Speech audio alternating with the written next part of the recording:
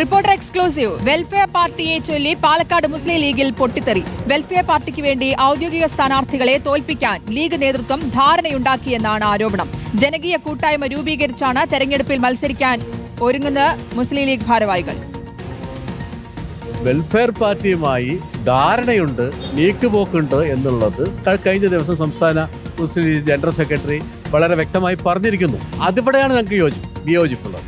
അത് 33, 34, 31 ഈ 3 വാർഡുകളിൽ കൃത്യമായ രഹസ്യ അജണ്ട വെൽഫെയർ പാർട്ടിക്കും മുസ്ലിം ലീഗിന്റെ ചില നേതാക്കന്മാർക്കും ഉണ്ട്.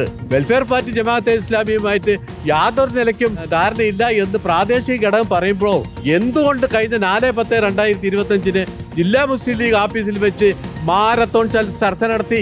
അടച്ചിട്ട റൂമിൽ 3 മണിക്കൂർ ചർച്ച നടത്തേണ്ട ആവശ്യമെന്താ? നീക്കുപോക്കി നടത്തി പാലക്കാട് മുനിസിപ്പാലിറ്റിയിൽ വെൽഫെയർ പാർട്ടിക്ക് കൂടുതൽ കൗൺസിലർമാരെ സൃഷ്ടിക്കാനുള്ള അവസരമാണ് മുസ്ലിം ലീഗ് ജില്ലാ നേതൃത്വം രഹസ്യമായി ഇതിൽ നടത്തിക്കൊണ്ടിരിക്കുന്നത് എന്നുള്ളത് വ്യക്തം. ഇക്ബാൽ അറക്കൽ നൽകും വിശദാംശങ്ങൾ. ഇക്ബാൽ, ചില രഹസ്യ നീക്കങ്ങൾ, ഗൂഢാലോചനകളൊക്കെ നടന്നിട്ടുണ്ട്, അതുമായി ബന്ധപ്പെട്ടുള്ള ചില ചർച്ചകൾ അടക്കം നടന്നിട്ടുണ്ടെന്നുള്ള കാര്യങ്ങളാണ് ഇവർ ഉന്നയിക്കുന്നത്. അപ്പോൾ വെൽഫെയർ പാർട്ടിക്ക് വേണ്ടി ഔദ്യോഗിക സ്ഥാനാർത്ഥികൾ, അത് ലീഗിലെ ചില നേതാക്കൾക്കെതിരെ അടക്കം ഉന്നയിക്കുന്നത് നേതൃത്വത്തെ തന്നെ ചൂണ്ടിക്കാണിച്ചുകൊണ്ടാണോ ഈ ആരോപണം? ശ്രുതി, പാലക്കാട് നഗരസഭയിലെ മുൻ വൈസ് ചെയർമാൻമാരായിട്ടുള്ള അബ്ദുൾ അസീസ്, അതുപോലെ തന്നെ കാജ ഹുസൈൻ ഉൾപ്പെടെയുള്ള ലീഗ് നേതാക്കളാണ് ഇപ്പോൾ പാലക്കാട്ടെ ലീഗ് നേതൃത്വത്തിനെതിരെ ഗുരുതരമായിട്ടുള്ള ആരോപണങ്ങൾ ഉയർത്തിക്കൊണ്ട് ഇപ്പോൾ രംഗത്തേക്ക് എത്തിയിട്ടുള്ളത്. വെൽഫെയർ പാർട്ടിയുമായി ഒരു പ്രത്യേക ധാരണ ലീഗിന്റെ നേതാക്കൾ ഉണ്ടാക്കിയിട്ടുണ്ട്. അത് ലീഗ് ഔദ്യോഗികമായി മത്സരിക്കുന്ന വാർഡുകളിൽ തന്നെ വെൽഫെയർ പാർട്ടിയുടെ സ്ഥാനാർത്ഥികളെ വിജയിപ്പിക്കാനുള്ള ഒരു ധാരണയാണ് ഇപ്പോൾ ലീഗ് നേതൃത്വം ഉണ്ടാക്കിയിട്ടുള്ളത്.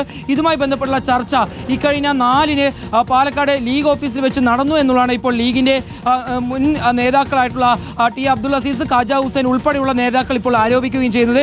ഏതായാലും ഔദ്യോഗിക സ്ഥാനാർത്ഥികളെ രക്തസാക്ഷികളാക്കിക്കൊണ്ട് വെൽഫെയർ പാർട്ടിക്ക് വലിയ രീതിയിൽ ഒരു സ്വീകാര്യത ഉണ്ടാക്കാൻ വേണ്ടി ലീഗ് നേതൃത്വം നടത്തുന്ന ഇത്തരം ശ്രമങ്ങളെ തങ്ങൾ തടയും. അതല്ലെങ്കിൽ അത് പാർട്ടിക്ക് വലിയ രീതിയിൽ ദോഷമുണ്ടാക്കും, പാർട്ടി പ്രവർത്തനങ്ങളെ ബാധിക്കുമെന്നുള്ളതാണ് ഇപ്പോൾ ഈ ലീഗ് നേതാക്കൾ പറയുന്നത്. അതുകൊണ്ട് തന്നെ ഒരു ജനകീയ കൂട്ടായ്മ രൂപീകരിച്ചുകൊണ്ട് ലീഗ് നേതൃത്വത്തിനെതിരെ, ലീഗിന്റെ ഔദ്യോഗിക സ്ഥാനാർത്ഥികൾക്കെതിരെ മത്സരിക്കാനാണ് ഇപ്പോൾ ഈ നേതാക്കളുടെ തീരുമാനം.